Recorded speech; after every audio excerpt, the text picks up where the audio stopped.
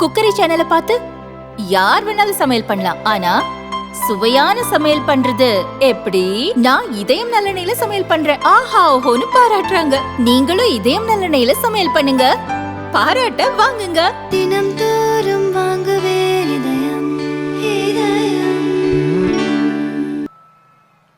அன்புள்ள சுயமரியாதை இயக்க நூற்றாண்டு விழா மாநாட்டில் கலந்து கொண்டு தலைமை ஏற்று உணர்ச்சிமயமாக உரையாற்றி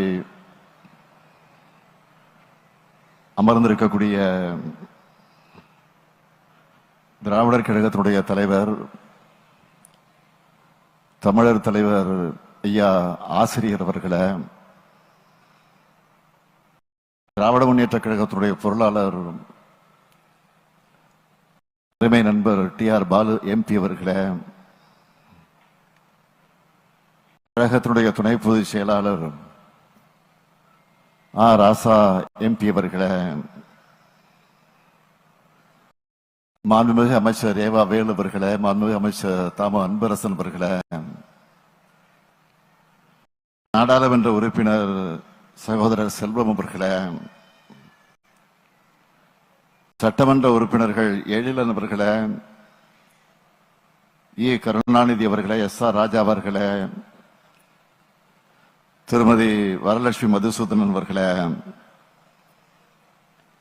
திராவிட முன்னேற்ற கழகத்தினுடைய அமைப்பு செயலாளர் RS பாரதி அவர்களே, செய்தி தொடர்பு தலைவர் TK இளங்குவன் அவர்களே, தொடக்கத்தில் அனைவரையும் வரவேற்று மகிழ்ந்திருக்கக்கூடிய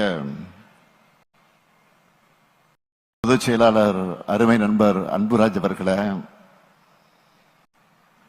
திராவிடர் கழகத்தினுடைய துணைத் தலைவர் கவிஞர் கலி பூங்குண்டன் அவர்களே, பொருளாளர் குமரேசன் அவர்களே, செங்கல்பட்டு மாவட்டத்தினுடைய தலைவர் திரு செம்பியன் அவர்களே, திராவிடர் கழகத்தினுடைய முன்னோடிகளே, நிர்வாகிகளே, கருஞ்சட்டை வீரர்களே,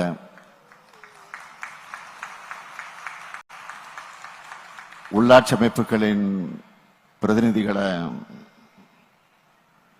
பத்திரிகை மற்றும் ஊடகத்துறையை சார்ந்த நண்பர்களே,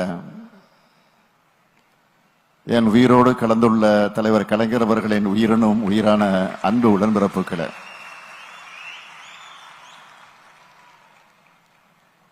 உங்கள் அனைவருக்கும் என்னுடைய அன்பான வணக்கம். சுயமரியாதை இயக்கத்தினுடைய நூற்றாண்டு விழா,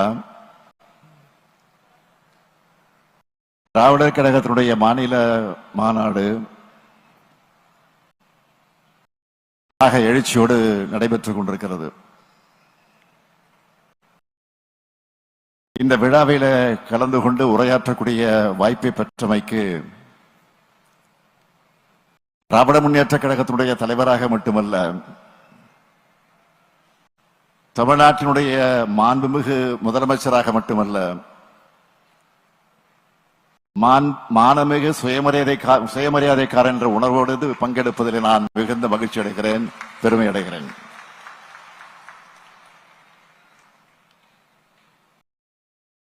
சுயமரியாதை இயக்கத்தினுடைய தொடர்ச்சி. திராவிடர் கழகம் என்றால்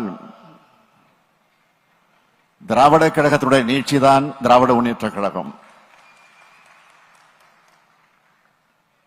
இன்று தமிழ்நாட்டோட உரிமைகளை, தமிழர்களின் சுயமரியாதை, பகுத்தறிவு, சமூக நீதி சிந்தனை உள்ளிட்டவற்றை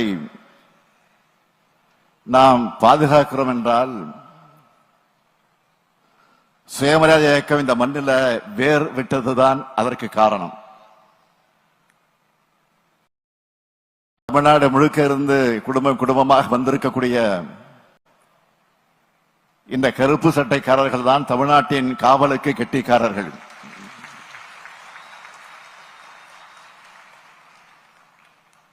பகுத்தறிவு சிந்தனையும் சுயமரியாதை உணர்வு கொண்ட ஒரு கருப்பு சட்டைக்காரர் ஒரு ஊரையே முன்னோக்கி இழுத்துச் செல்லும் ஆற்றல் பெற்றவர். திராவிடர் கழகத்தினுடைய உழைப்பு விலை மதிப்பில்லாதது, பலன் எதிர்பாராதது. அதனால்தான் பகுத்தறிவுப்பகலன் தந்தை பெரியார் அவர்கள் சொன்னார்கள், மன மகிழ்ச்சி ஒன்றுதான் நான் அடையும் பலன் என்று சொன்னார். அந்த மன மகிழ்ச்சியை மட்டுமே நோக்கமாக கருத்தியல் உறுதியோடு போராட்ட வாழ்வை வாழக்கூடிய திராவிடர் கழக தோழர்கள் அனைவருக்கும் எனது சல்யூட்.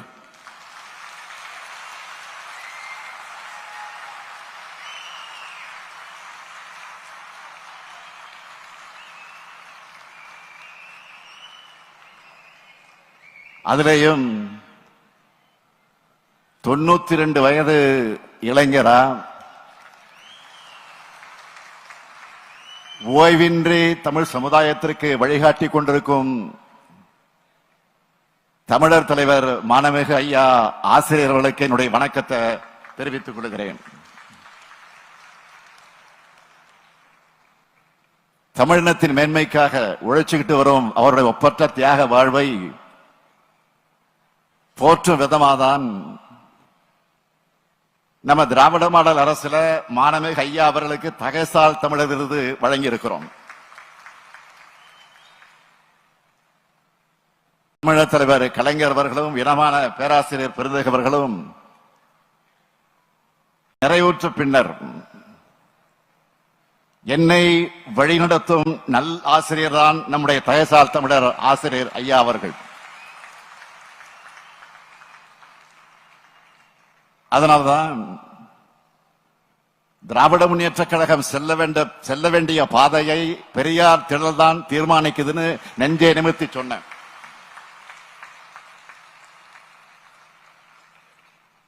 திமுக உருவானவது பேரறிஞர் அண்ணா அவர்கள் தான் சொன்னார். திமுக தோன்றிவிட்டது திகாவுக்கு எதிராக அல்ல, திராவிடர் கழகத்தின் கொள்கைகளை மேலும் வலிமையாக்க அரசியல் களத்தை செயல்படுத்துவதற்கும் தான் தோன்றி தனவாக இருக்கக்கூடியவர்களுக்கெல்லாம் பாடம் புகட்ட அந்த உணர்வோடு செயல்படுத்துவதற்குத்தான் தோன்றியிருக்கிறது என்று சொன்னார். இங்கு கூடியிருக்கக்கூடிய கருஞ்சட்டை பட்டாளமே, தமிழ்நாட்டின் இளைஞர் கூட்டமே, மாணமிகு ஆசிரியரை பாருங்கள். 92 வயது அவருக்கு. இந்த வயதிலும் நாள்தோறும் எழுதுகிறார், ஊர் ஊராக சென்று பரப்புரை செய்கிறார்,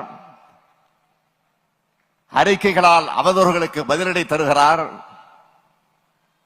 போராட்ட களங்கள்ல முதல் மனிதரா முன்னாடி நிற்கிறார். நடந்தால் பீடு நடை, பேசினால் வீர நடை என்று வாழும் அவரிடமிருந்து நாம் இன்னும் இன்னும் கற்றுக்கொள்ள வேண்டும். ஆசிரியர் ஐயா அவர்களே, தலைவர் கலைஞரையும் தந்தை பெரியாரையும் கடந்த பெருவாழ்வை நீங்க வாழணும். ஓய்வெடுத்துங்க என்று நான் சொல்ல மாட்டேன். பணிகளை செய்ய நாங்களும் இருக்கிறோம், உங்கள் பணிச்சுமையை குறைச்சிக்குங்கன்னு மட்டும்தான் கேட்கிறேன். ஒரு காலத்துல தந்தை பெரியார் அவர்கள் பகுத்தறிவு பரப்புரையை மேற்கொண்டு வீதிகளில் வந்தப்போ சிலர் செருப்பு வீசினாங்க, கல் வீசினாங்க, ஏன் கத்தி கூட வீசினாங்க. இன்னைக்கு பெரியாரின் சிந்தனை ஆக்ஸ்போர்ட் பல்கலைக்கழகத்தில் போற்றப்படுது. அந்த கருத்தரங்கத்தில் கலந்து கொண்டு பகுத்தறிவு தந்தை பெரியாரின் படத்தை திறந்து வச்சு நான் பூரிப்படைஞ்சேன். இது பெரியாருடைய சிந்தனைக்கும் திராவிட கழகத்தோட கொள்கைக்கும் கிடைச்ச மதிப்பு, மரியாதை. பெரியார் உலகமயம் ஆகணும், உலக பெரியார் மயம் ஆகணும்னு நாள்தோறும் உழைக்கக்கூடிய மாணவிக ஆசிரியர்களுடைய உழைப்புக்கு கிடைச்ச பலன். திராவிட இயக்கத்தினுடைய வரலாற்றை சொல்லும் அறிவு கருவூலமாக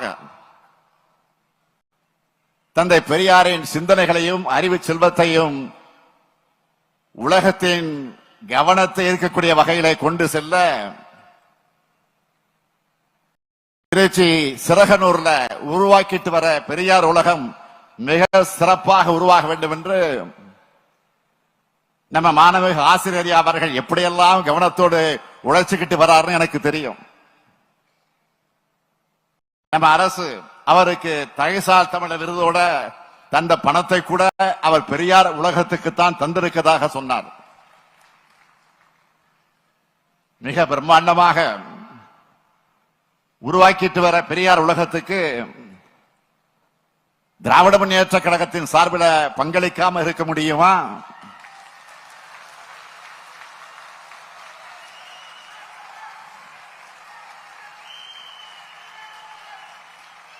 எனவே மீண்டும் சொல்லுகிறேன், நீங்க உருவாக்கி கொண்டிருக்கக்கூடிய பெரியார் உலகத்திற்கு திராவிட முன்னேற்ற கழகம் பங்களிக்காமல் இருக்க முடியுமா?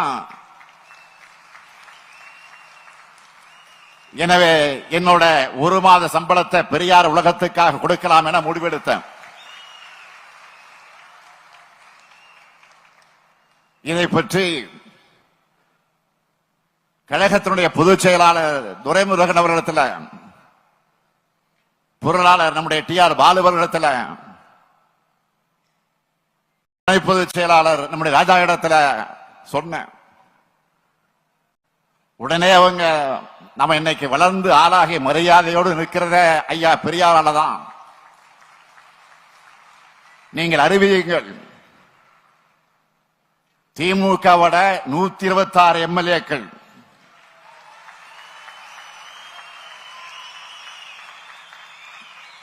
மக்களவை மாநிலங்களை சார்ந்திருக்கக்கூடிய 31 MPக்கள் ஆகியோருடைய ஒரு மாத சம்பளத்தை சேர்த்து கொடுப்போம்னு சொன்னாங்க.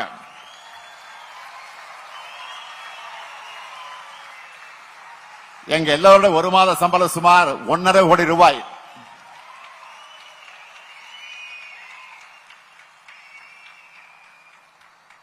அந்த பணத்தை பெரியார் உலகத்துக்கு மகிழ்ச்சியோடு நன்றி உணர்வோடு கொடுக்கிறதுல நாங்க எல்லாரும் பெருமை அடைகிறோம் ஐயா, பெருமை அடைகிறோம் ஐயா.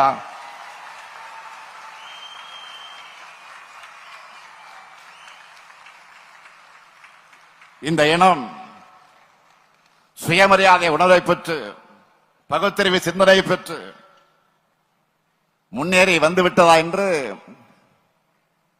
உயிர் பிரியும் காலம் வரை மூத்திரச்சட்டியோடு சுமந்து கொண்டு போராடின தந்தை பெரியாரின் உழைப்பை நாம தொடர்ந்து முன்னெடுக்கணும். மானமும் அறிவும் உள்ள மக்களா நாம தொடர்ந்து நடைபோடணும். தான் வாழும் காலத்திலேயே தன்னுடைய சிந்தனைகள் செயல் வடிவம் பெறுவதை பார்க்கும் வாய்ப்பு தந்தை பெரியாருக்கு தான் கிடைச்சது. அண்ணா அவர்கள் சுயமரியாதை திருமண சட்டத்தை இயற்றினார். தலைவர் கலைஞர் அவர்கள் அனைத்து சாதியினரும் அர்ச்சகராகலாம் என்ற சட்ட அங்கீகாரம் வழங்கினார். நீட்சியாகத்தான் சமூக நீதிக்கான இடஒதுக்கீடுகள், மகளிர் முன்னேற்றத்திற்கான திட்டங்கள் ஏராளமானவற்றை தொடர்ந்து செய்து கொண்டிருக்கிறோம். மாணவிக ஆசிரியர் அவர்கள் இந்த மாநாட்டில் நல்ல பல தீர்மானங்களை வடித்து தந்திருக்கிறார். மாணவிக ஆசிரியர்களுக்கு சொல்லிக் கொள்வது, இதுக்கான பரப்புரைகளை நீங்க சமூக களத்தில் செய்யுங்க. மக்களின் ஆதரவை பெற்ற ஆட்சியை பயன்படுத்தி இவற்றை சட்டங்களாக, விதிமுறைகளாக, நெறிமுறைகளாக மாற்றும் பணிகளை திராவிட முன்னேற்ற கழகம் பார்த்துக் கொள்ளும்.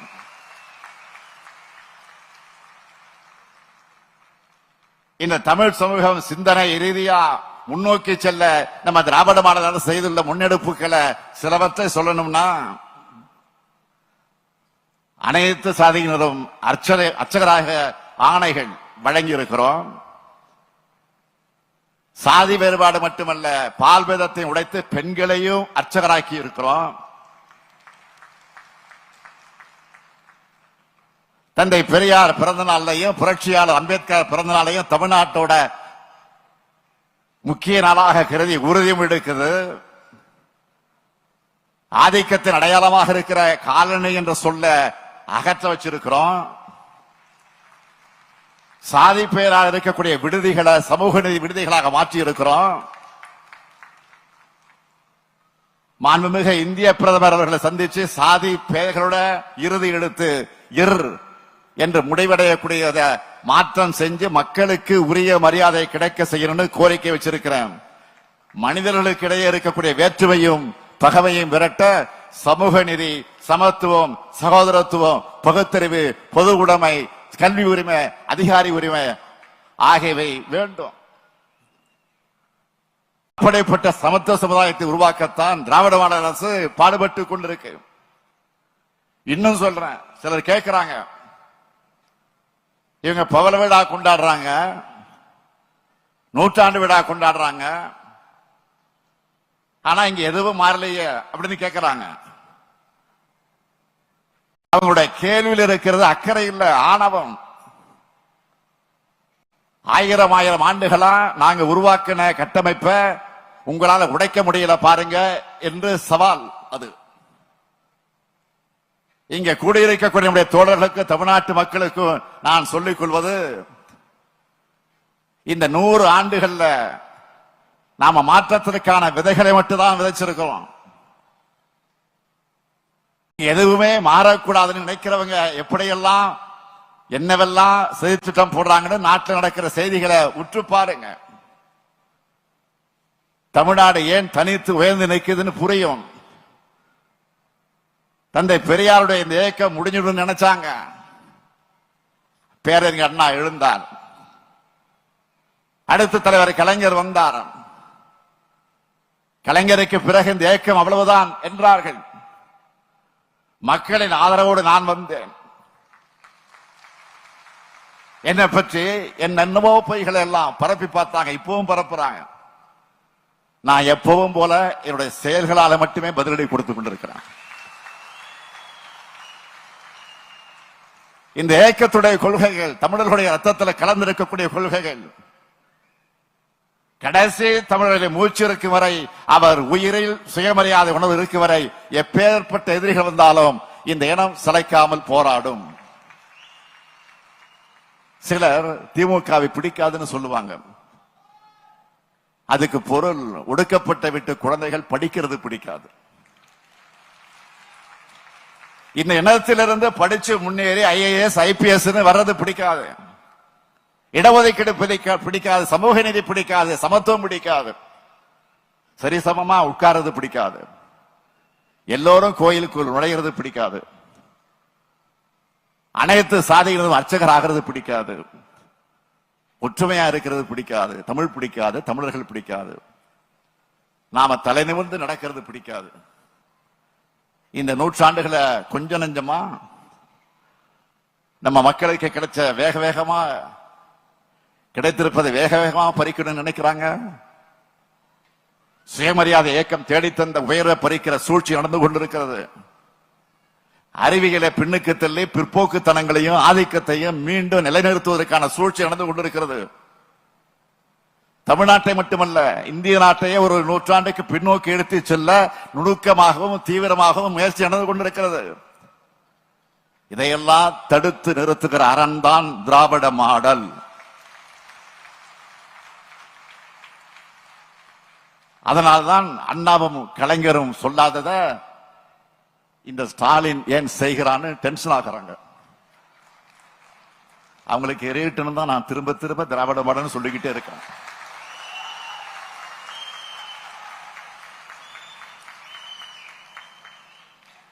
அடுத்து திராவிட மாடல் 2.0 சொல்ல போறோம். வரப்போறது அரசியல் தேர்தல் கிடையாது.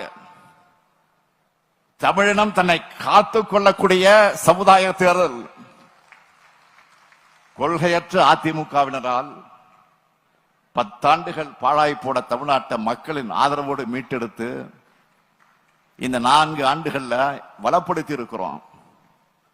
வரலாறு காணாத வகையில் வளர்ச்சி பாதைகளை நடைபோட்டுக் கொண்டிருக்கிறோம். திராவிடத்துக்கு எதிரான பாஜகவும், திராவிடம்னா என்னென்ன தெரியாத திரு பழனிசாமி அவர்களின் அதிமுகவும் மீண்டும் கபலீகரம் பண்ணான்னு பாக்குறாங்க. தமிழ்நாட்டை நாசப்படுத்த துடிக்கக்கூடிய கூட்டத்தை வேரோடும் வேரடி மண்ணோடு வீழ்த்தணும். அதுக்காகத்தான் கொள்கை தெளிவும் போராட்ட குணமும் செயல் திட்டமும் ஒற்றுமை உணர்வும் மதச்சார்பற்ற முற்போக்கு கூட்டணிக்குத்தான் இருக்கு. எனவே 7வது முறை திராவிட முன்னேற்ற கழகத்தை ஆட்சியில் அமர்த்திட இந்த கூட்டணியின் வெற்றிக்கு நீங்க எல்லாம் துணை நிற்கணும்னு கேட்டுக்கிறேன்.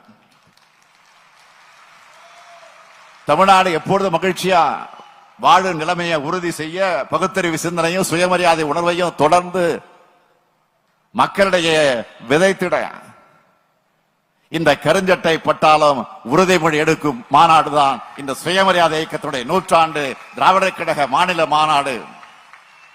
தமிழ்நாட்டை தலைகுனிய விடமாட்டேன் என்றும் உறுதியெடுப்போம், வென்று காட்டுவோம். தமிழ்நாடு போராடும், தமிழ்நாடு வெல்லும். விடைபெறுகிறேன். நன்றி, வணக்கம்.